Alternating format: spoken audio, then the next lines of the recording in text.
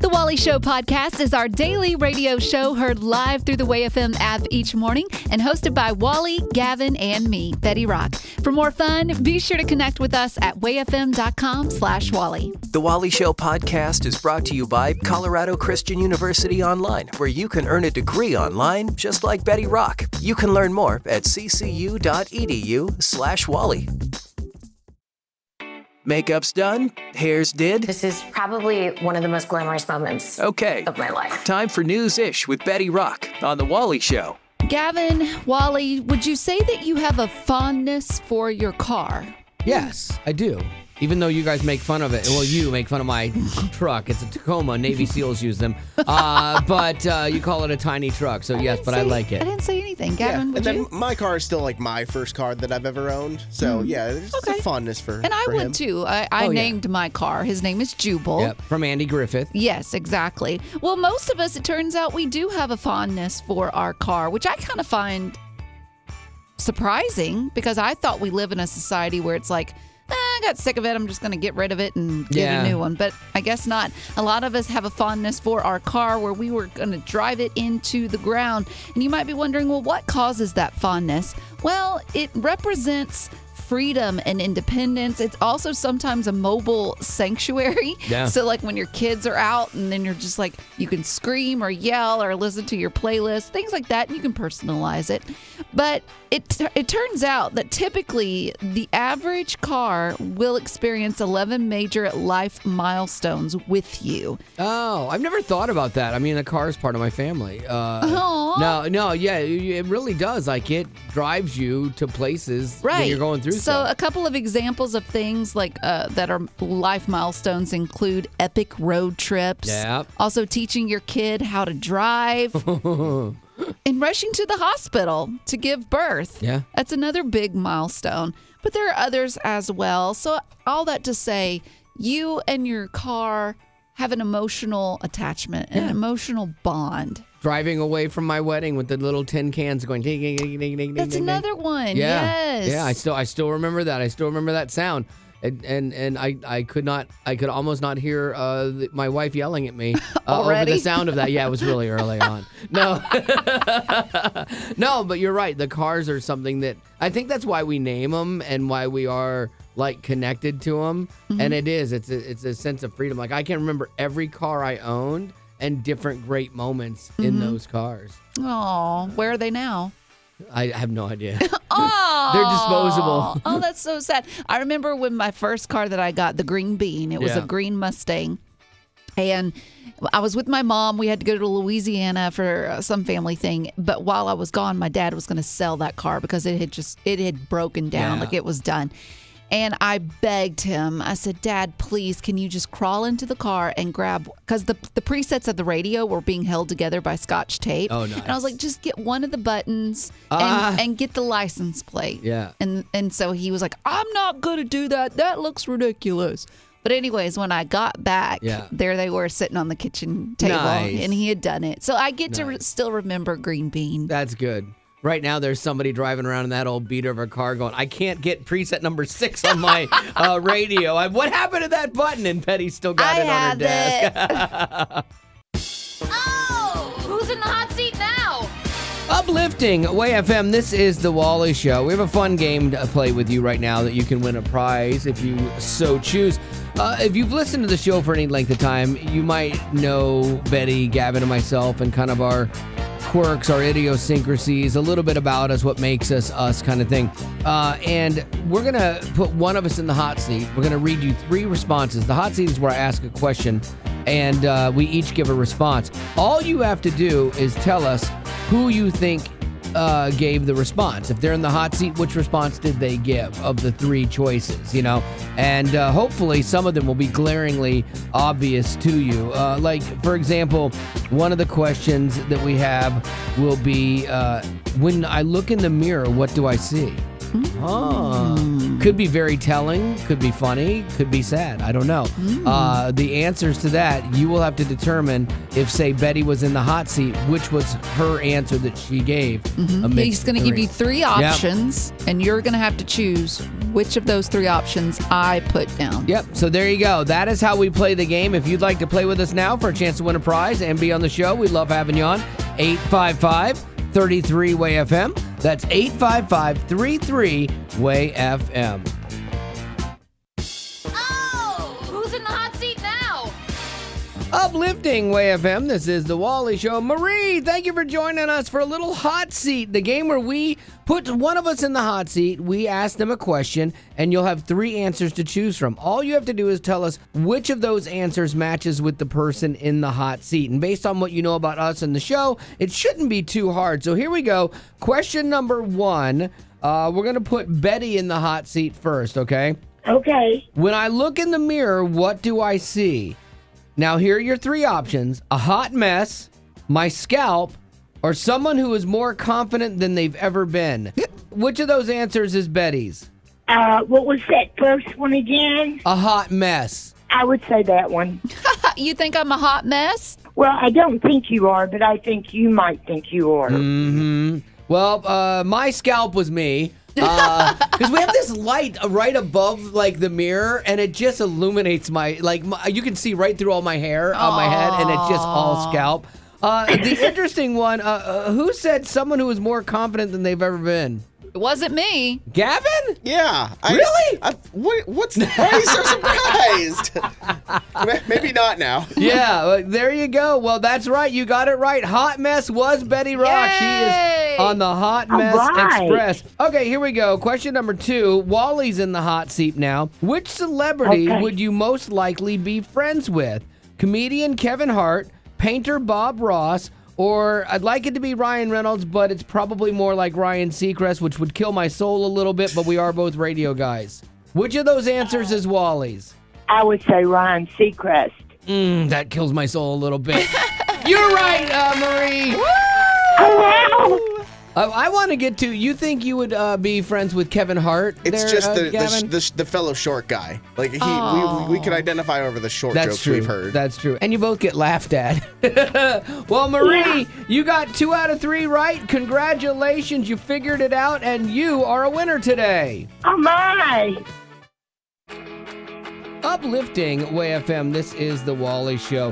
Humor is very subjective, and I know this because people tell me I'm not funny, and then people tell me I'm the funniest person on the planet. And it can be about the same thing, too, which is the irony. This is the toughest part of doing Christian radio is comedy. Like, the God stuff, so easy. Just do it, get out of the way, watch it go. But because humor is so subjective, it's really tough. And I mean, I say things every day that might hit somebody wrong on the wrong day, and inadvertently. But Sometimes advertently. Sometimes advertently, yeah. Recently, Christian comedian Michael Jr., who I like, he's really gotten into this thing where he does comedy, but then inside of it, he does commentary on the comedy. And it's interesting. Like, sometimes it's like super like faith-based, and then other times it's not. But typically, if you have to explain a joke after you've told it, Right. that is comedian death. Right, and I get that. But this is interesting because he's like at this church and he did a Yo Mama joke. Oh yeah, I know. But then broke it down how it's funny and it's okay to laugh at a joke even if you're a Christian. Here's your mama joke. Your mama's so fat, they couldn't even lift her up in prayer. See, 2 reactions, me and Betty. That's about what I expected just now. That's what I expected. Yeah. Notice the response to that joke. If you laugh, that's the right response. That's me. But as you notice, some people went, That was Betty. Let me explain to you where you went wrong. When you hear your mama joke, you're under the impression that somebody's talking about your mama. It's not your mama. It's a random mama that nobody knows. Nobody's ever met her before. She probably don't even got kids. It's a random mama. But instead of you enjoying a joke, you sitting there going, no, stop it. She's trying to lose weight. Stop it. She's doing the work.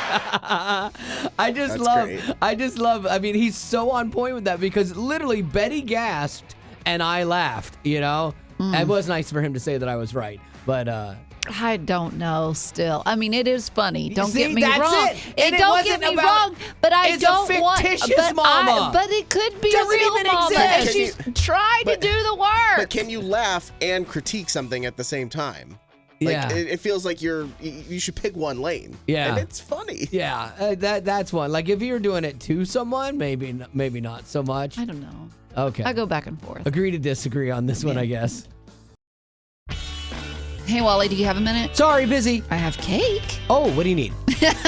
Yeah, see, that's a perfect example of even though we are busy, we make time for what's important. Yeah, because going back to school as an adult, you're busy with work, you've got family, but if you want to make your education a priority, trust me, you can do it. Betty did. Like when I first started, I was super intimidated because it had been a while since I've been in school. But I mean, from the very first conversation, I felt like they were setting me up for success. Yeah, and going back to school with CCU's flexible online courses makes it so convenient. Yeah, and what's so cool is every class has a biblical worldview perspective. And so you think, well, how can they turn math into a biblical worldview? They find a way. Yeah, and that was one of my jobs when I was teaching at CCU was integrating not just the facts and figures of things, but how your faith plays into what you're going to do. CCU offers Christ-centered higher education, transforming students to impact the world with grace and truth. Cultivate your mind without compromising your heart. Get started today at online.ccu.edu. Colorado Christian University is a non-profit impact partner.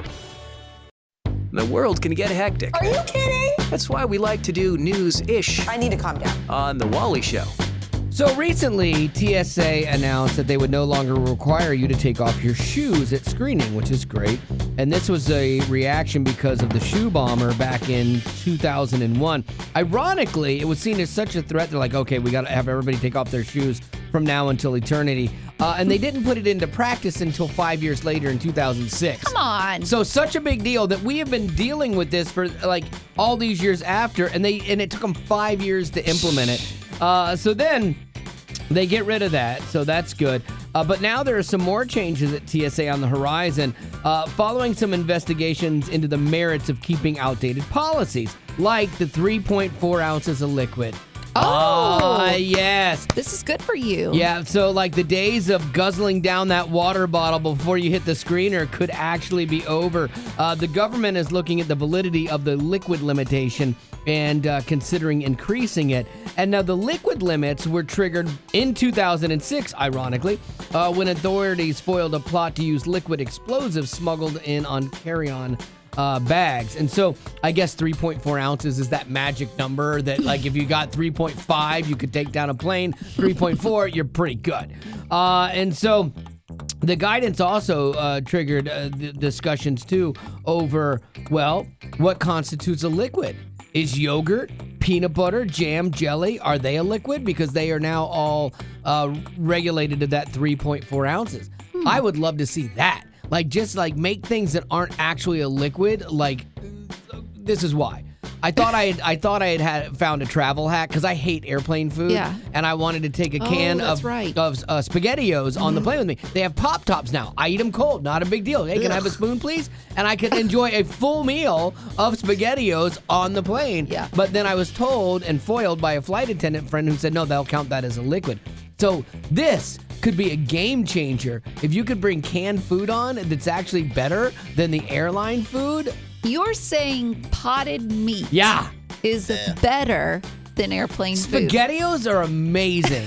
SpaghettiOs with meatballs, it's unbelievable. You know what? Honestly, I think I'm there with you. Yeah, because the food's so bad. Yeah. So hopefully maybe they'll get that back in and we could start having like decent meals on a flight again. Homeland Security Secretary Kristi Noem said, hopefully the future of airport travel I'm looking for is to you walk in, you go through the door with your carry-on or suitcase, you go through a scanner, and you go right to your plane. Oh, like it used to be. Yeah, that'd be fantastic. I would love to get back to those days, for sure.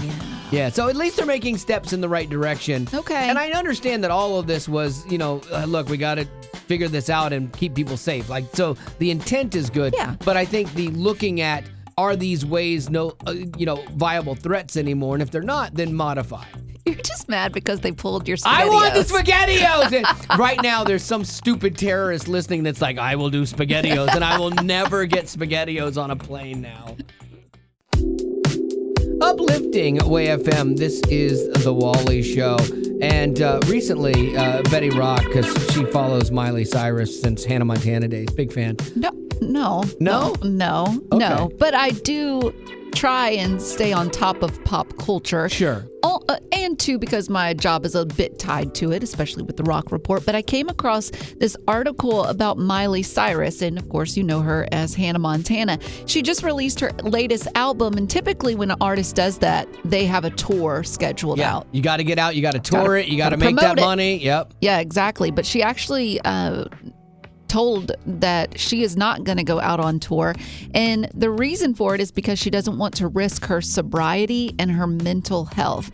And when she dives into it, it does make sense. Like, you're on tour, you're on a bus, and you have, when you're out on stage, you have all these people yelling at you and just loving on you. The dopamine has to kick in. And then you get back on the bus and you're in your little cave of a bed and it's quiet. The letdown. Yeah, and then it seems like one person isn't going to be enough. 10,000 people aren't going to be enough. You need 80,000 people to love you. And so she said that the last tour she went on, she just realized her mental health just really took a dive. And then with sobriety, that's hard. I'm sure that's hard too, because you have to be up and then you have to be able to sleep. Then you got to be up. Then you got to be able to sleep. And the trappings of the road, you're surrounded by all that stuff. And there's a lot of downtime, and boredom is a big, big problem for you in sobriety. And so, like, I respect the fact that she's doing this. The cool thing is now you can put out music and actually make a living by streaming and stuff like that, which is great. So you don't have to go out and destroy your personal life to support your lifestyle. Right. And so I commend her for this. She's creating boundaries that are protecting her. And I think it's important that we all learn how to create boundaries that work for ourselves. Yeah, so this is what we want to talk about. 855-33-WAY-FM. For Miley, it was like, okay, I'm not going to tour, even though I know my record company wants me to keep myself in good mental health and sober. I'm not going to do it. So what are the boundaries that you had to set up to protect maybe even your faith? You know, was it I had to strip out some people out of my life that were toxic and were bringing me down a bad path or whatever it is? I'm just curious. So that boundary that you set up to protect your faith or your mental health, 855-33-WAY-FM. And you sharing this story is cool too, because somebody else might not have even thought, I need a boundary here. But when they hear your story, because we all have similar, things in our lives that we go through, you go, oh, wow, actually, yeah, that is a good idea, and I can do that. So 855-33-WAY-FM. We'll take your boundary right now.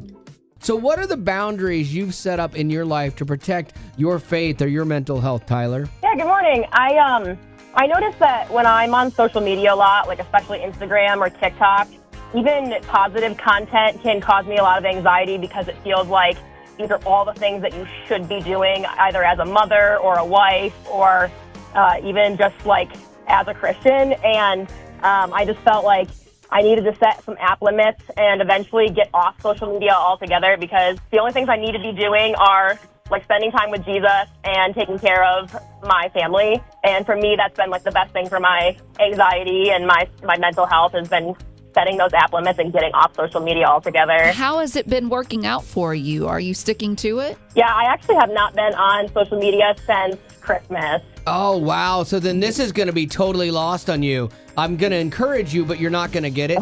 Do it, lady. Yeah, pretty much you're missing out on a lot of things. Yeah, that's TikTok. That's shit from TikTok, man. Yeah, like Wally needs to implement an app limit on his TikTok, because it is ungodly the amount he spends on TikTok. And listen, I'm not innocent either. What are you talking about? But I do have I am doing what Tyler is doing, is setting a limit on my TikTok use. So after 2 hours. After 2 hours, it shuts down. But listen, that's better than you over there at 8+ hours. This isn't about either one of us, Betty. This is about Tyler, okay? You've lost focus again. Sorry. Well, Tyler, we appreciate you being on the show. Thank you. Yeah, have a good day. Uplifting Way FM. This is the Wally Show. Boundaries are super healthy in life, and Miley Cyrus. Can I get 8 chicken nuggets with sauce? I think Dawn's at the Chick-fil-A drive-thru. I really am, and I'm so sorry. I hate it for that to happen. You're fine. I'll take a lemonade, please. Yeah, exactly. Can the lady still so hear us in sorry. the speaker? I'd like 4 large lemonades, 18 chicken biscuits. I drove through and I didn't even tell her my name. I'm sure it won't be a pleasure today, but that doesn't matter.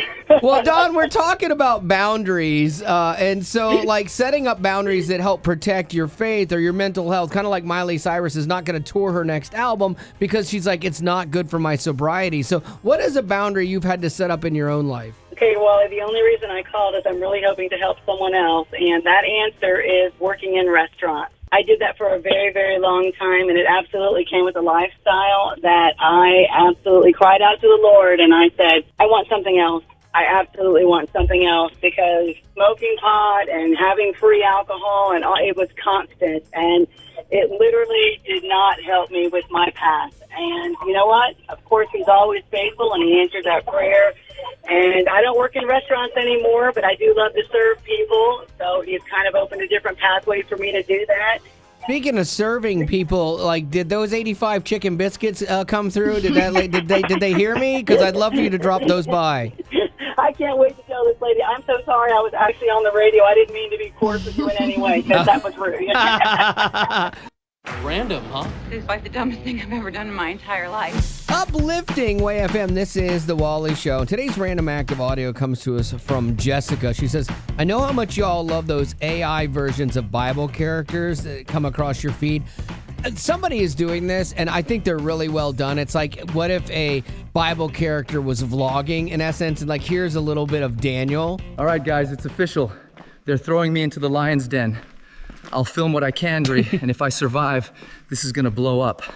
All right, welcome to my crib. That one's asleep. That one's just staring at me. Honestly, they're kind of chill, but I'm whispering because I really don't want to wake the angry one. All right, made it out. Thank God, literally. If you watch till the end, comment what you think, and hey, maybe I come back if y'all want part 2. That's so good. It's just well done. Mm-hmm. And so Jessica goes, this is pretty good because it's actually all AI, but it seems so real of a person hosting a podcast with a modern day Noah on it. So here, check this random act of audio out. Listen, I didn't even know what rain was. God said flood, and I was like, all right, guess I'm building a gigantic boat. So I built that puppy with my bare hands. No Ryobi, no Home Depot, no nothing. Just raw faith and elbow grease. Took me every bit of 12 decades. Mm-hmm. The neighbors thought I lost my dang mind. Yeah. But hey, by the end, their sandals were soggy, not mine. Okay, but I got to ask you, because I'm pretty upset about this. Did you bring mosquitoes on the ark? No, that's the thing. I didn't even invite them. They just snuck in. I swear. What about dinosaurs? Mm-hmm. What happened there? Everyone thinks I left them off, but bro, they were extinct way before my time. Like, read a science book. Okay, but be real. How did every animal just leave their natural habitat and show up and fit all on one boat? That's a God question, my guy. I had the same thoughts. We just made it work.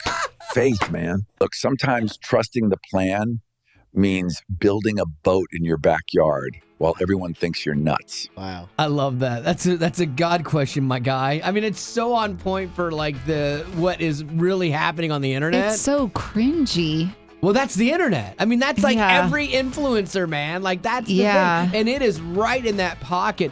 But I really do like the little thing at the end. It's like a really good nugget of wisdom. It's like sometimes you got to build a boat, you know, and it seems crazy. And there's things that God asks you to do. And when you do them, amazing things happen, and things that you couldn't even have planned happen. But you've got to build it first, and that's always the hardest part. So you're saying that you actually learned a valuable lesson from a joke? Yeah, I actually did. Yeah, and that's the thing about humor. Is humor can sometimes be just as impactful as the serious stuff about God, but it's just wrapped differently and presented differently. Listen, my guy. I know. See, I love it. I think it was great. Jessica, thank you for sending our random act of audio in. You're the best. Here's our little ginger snap. I'm that gingerbread bad boy, that little oven-baked treat. It's the Lucky Charm himself, Gavin. With News-ish on The Wally Show. I am about to convince every non-sports fan as to why they should actually be a sports fan. Okay. And it's because watching sports can boost your mental health. I watch sports sporadically, and like I don't even know why. Like I'll get into like baseball for a short time, or I'll watch a few football games, but I don't typically like to watch sports. I don't even try. Yeah. Well, here's maybe some reasons why you should, because it can boost your mental health. The first reason is you get a dopamine hit, something that kind of like impacts just the way that your brain has that feel-good feeling. So, and I'll say this. That's if your team's good. Right. Yeah. If you're a Browns fan. There's a caveat here. Well, and also, too, I feel like that's what they say to you when they say, well, if you run, it's good for your mental health. High. That gets you that dopamine. Yeah, right. You do get it, but then you also pair that with shin splints, and that's not always good. I'm curious if you get the dopamine hit if you like sports. Like for Betty, I don't think she'd get a dopamine hit from just watching a football game. No. You know, where there was no other thing that attracted her to it. I think you have to want the result to be positive versus just going. Now, this one I think you actually will identify with. It instills a feeling of community, especially if you're watching with other people. I, for one, have been able to make friends with people because, like, oh, I'm a Chicago Cubs fan. Oh, you're a Chicago. Oh, cool. And then that is a way to build community with people. Instantly bond. That's the crazy thing with strangers in different places. Like, you'll see somebody with an Ohio State thing, and someone will walk by them and go, OH, and they go, IO. Like it's just an innate thing. And I'm not into, like, a lot of sports, but I have a Red Bull F1 racing jacket. I like F1. Mm-hmm. I've had more people stop me at random and be like, hey, what do you think about Christian Horner leaving? Or what do you think about Verstappen, the rumors of him going to Mercedes? Like, there's just, instantly guys just have conversations about this stuff. So I see where there's a value in that for sure. And then lastly, and I again, caveat to this, it can be a good distraction. You have to let it be a good distraction, though. If you are going home, it's been a hard, long day, and you get to turn on a baseball game. You get the joy of watching baseball. It's a good distraction, similar to a book or a good TV show. Yeah. Now, you can let it be an unhealthy distraction, though. That's the thing I would warn against for, again, your mental health's sake.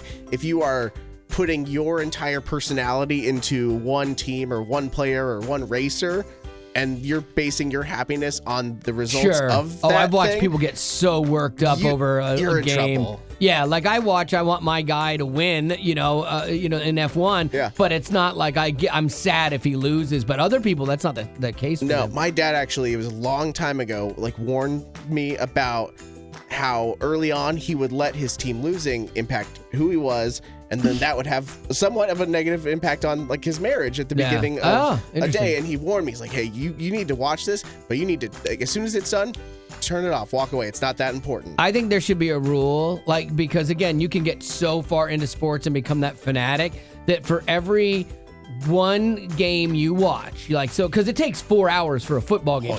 Like, let's use football as an example. For every one football game you watch 1 hour of Project Runway just to balance it out. What? Yeah. Is that like the opposite for you, though? Yeah. For every one Project Runway I watch, I should watch 4 football games.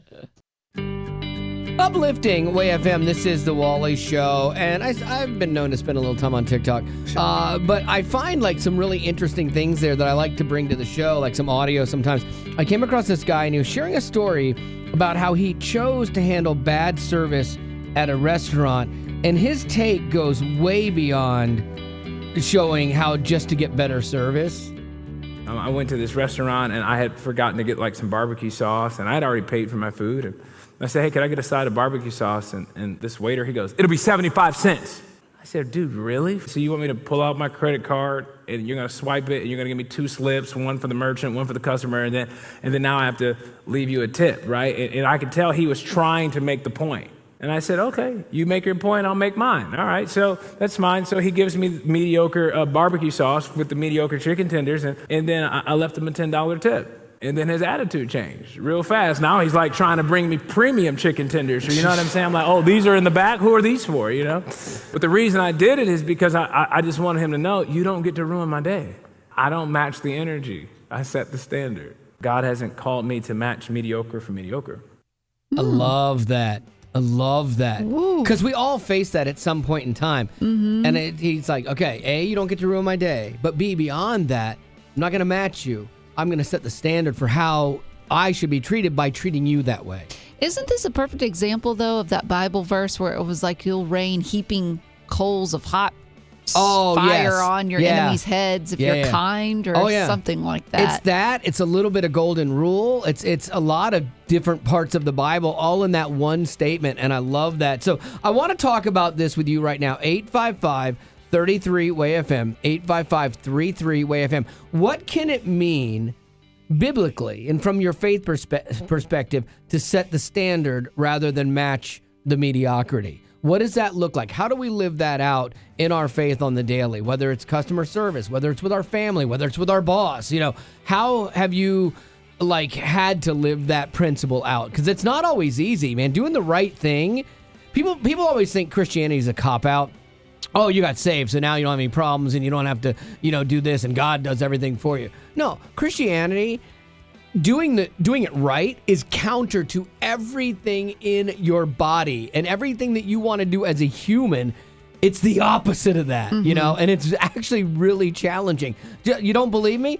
Just isolate that one verse that says, love your enemies. Bless those who curse you. Can you do that?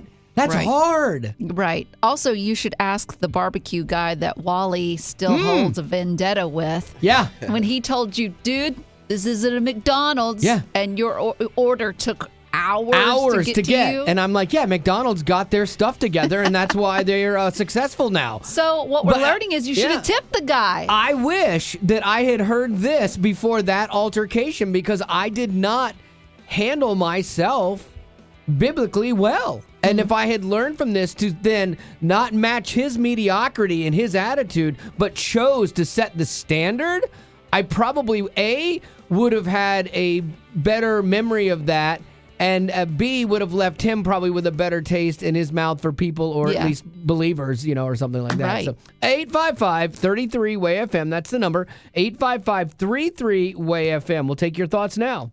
So, Katie, what do you think it means to set the standard rather than match the mediocrity from a faith perspective? I'm a cashier at a grocery store, and I've had a lot of customers that have come through, and they've been really mean, and they're really rude, and I still just say, have a nice day, and I try to interact with the kids if they've got kids with them.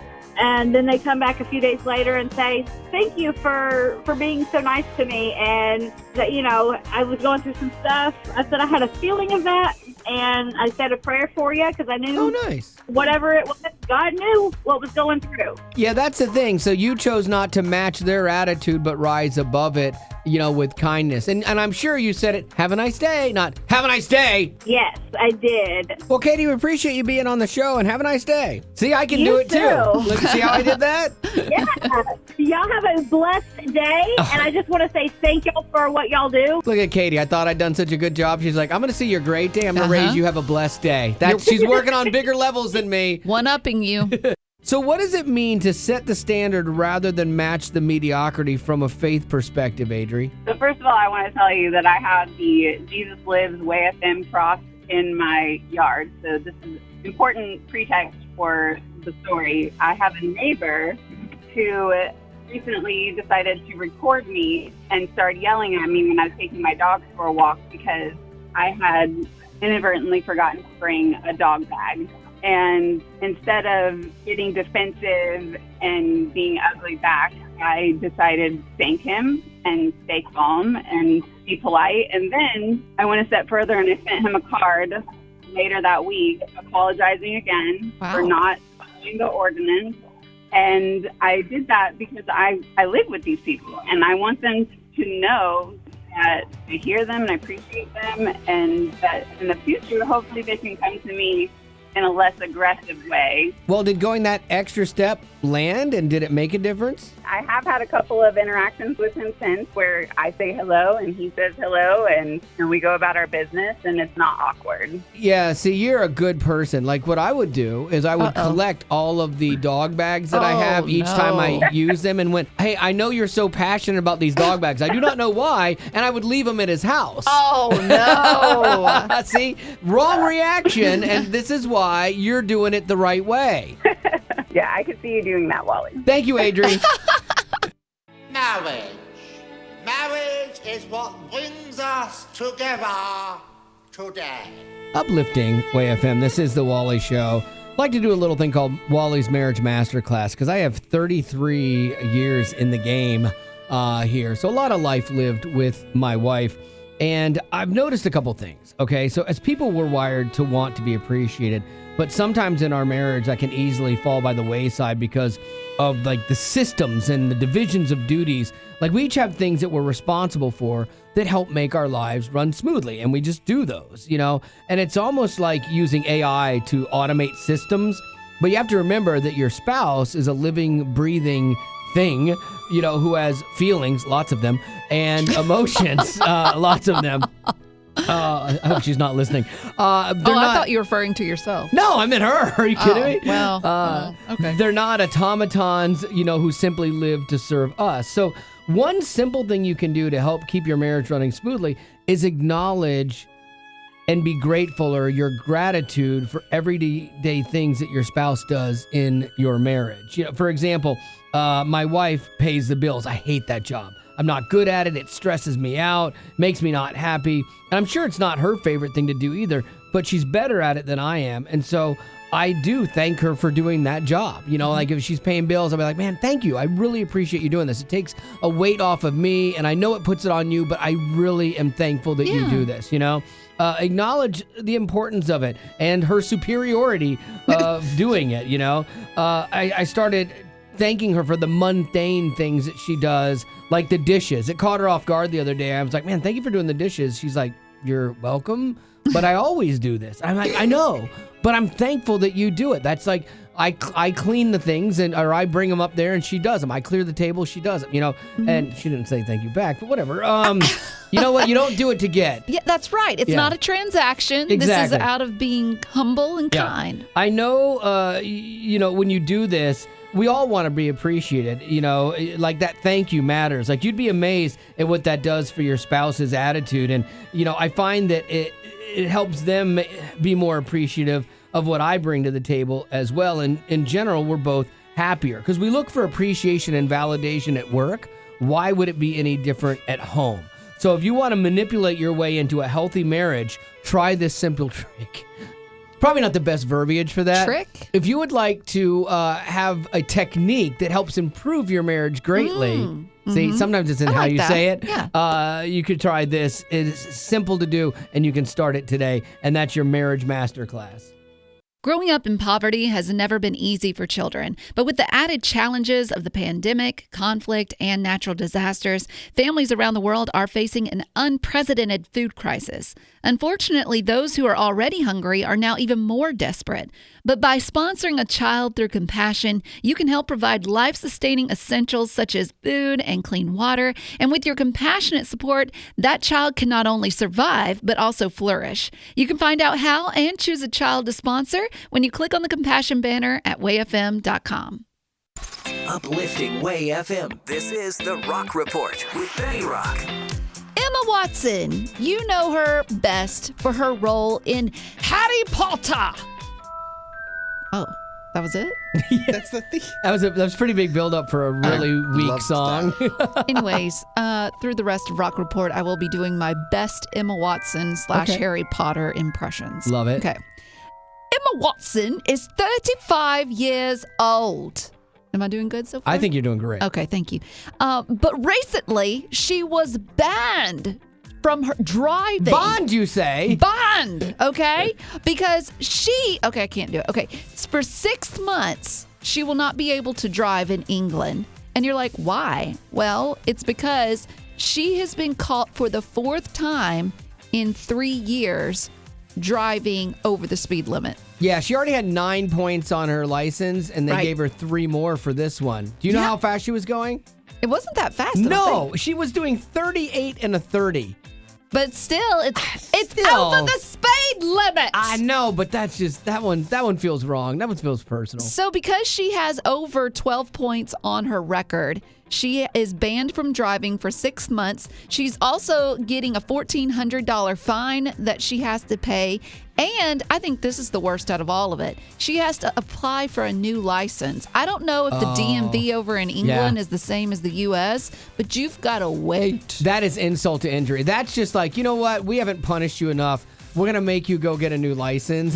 Just, you know what? Just send me to jail. Let me do 4 years in jail because it's going to be better than the, 4 days that I spent at the DMV. Right. And then you're also thinking, too, like, why is she always going over the speed limit? Does she have I don't know. Busy. Maybe, or does she not plan her timing correctly? Maybe she has a fast car. She needs to get like a jalopy. Well, she didn't show up to the sentencing for this. Her lawyer did, and her lawyer said, hey, just so you know, she's not here, but she can pay the fine. Everything's fine. She's a working lady and a student. Did you know she's getting her master's degree? That doesn't surprise me at all. Really? Because she just seems so smart. Yeah. And she's on Harry Potter. Yeah, so she's getting a master's degree for creative writing at Oxford. I thought I'd try it. That's really good. No, good, thank you. Also, a little something that's just Why do we always yell when we do an English accent? I don't know. This is just ironic. But Emma Watson is not the only cast member from Harry Potter to get her license taken away. No, who else? Zoe, and I'm going to ask Gavin. Zoe Wanamaker. She played Madame Hooch. No. Oh. Okay. Okay, and so she lost her license She too? lost her license as well. So I don't know what it is about Harry Potter, but they can't drive. That's crazy. Well, there you go. That is going to do it for your Rock Report.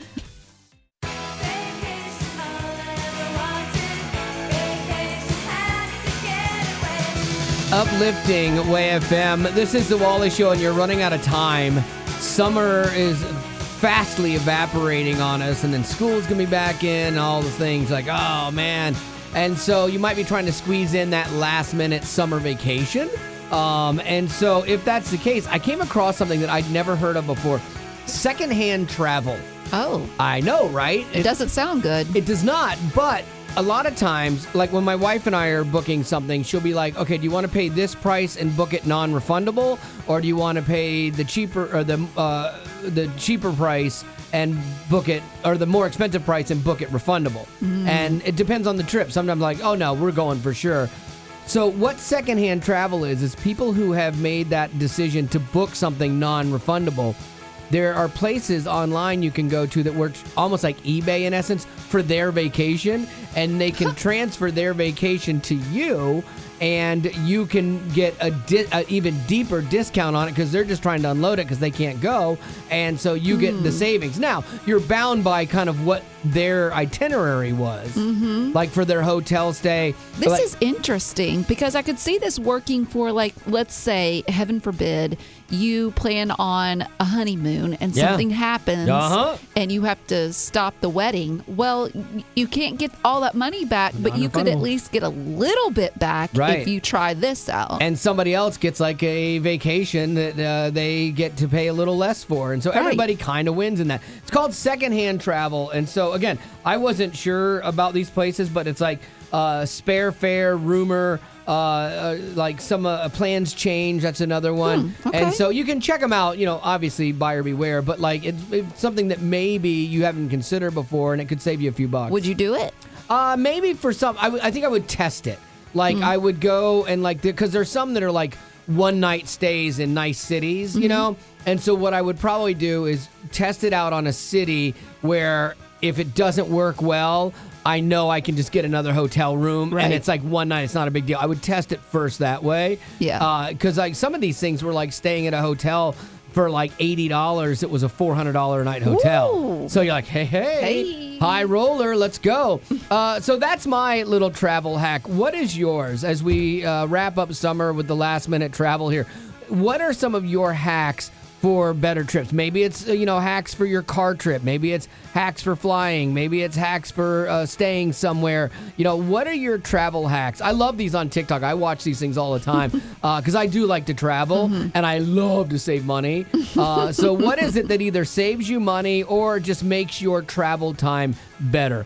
855-33-WAY-FM. We'll take yours now. You'll be helping some people out too as they finish up their plans for the summer. 855-33-WAY-FM. So Pam, what are your travel hacks?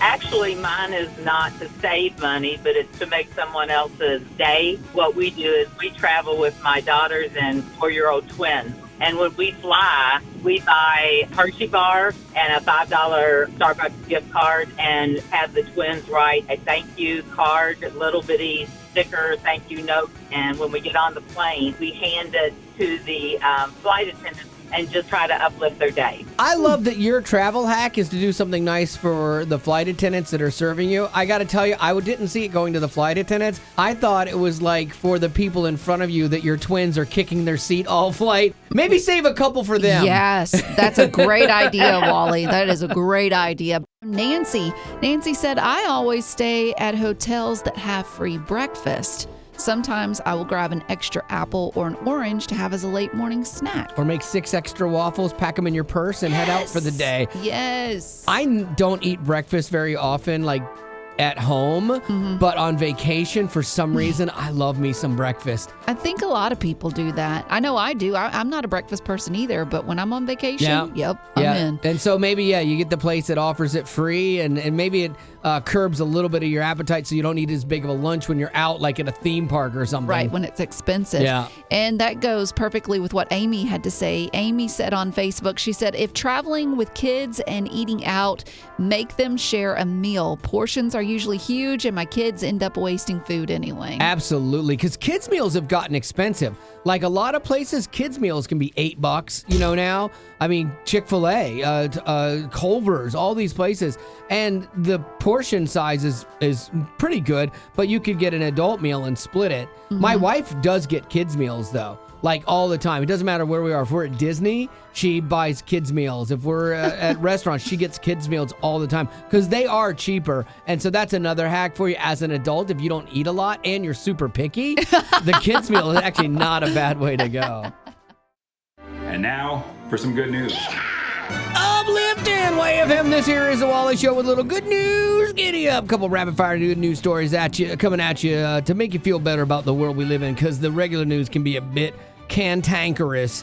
This is kind of cool because I'm a failed musician. I like to play guitar and stuff, and your guitars are kind of special to you, Like I have one from my grandfather that I will never sell. I have one that I've made. I've got like an Eddie Van Halen guitar, like in style of his Strat that I've collected, and stuff. And so this one's really cool. There's this guy named Mark. He honored his late father by adding some of his ashes into his guitar fretboard. So he took the ashes and they made them into, the little dots on a guitar neck? Those are mother of pearl inlays. He made the ashes into inlays in his guitar. And because his dad taught him how to play, it was a guitar that his dad that's cool. Bought him. And so it's like, man, that's a great way to honor him. His sister turned some of their dad's ashes into like jewelry, because you can do that as well. Wow. They can make diamonds out of them. I feel like you can do anything now with someone's ashes. I know. It's like make clothes out of them. I've told my wife, you don't want to do that. I'm like, I'm going to get off this, I'm going to get off this diet thing. I'm going to get as big as I can so that you can make a huge diamond for yourself out of me. She'll probably love that. She probably would, actually. What do you got, Rock? There's a sweet story. A group of girls in Lubbock, Texas, they set up a lemonade stand to raise money for Camp Mystic flood relief. Yes. And they actually brought in more than expected, more than a typical lemonade stand would bring in.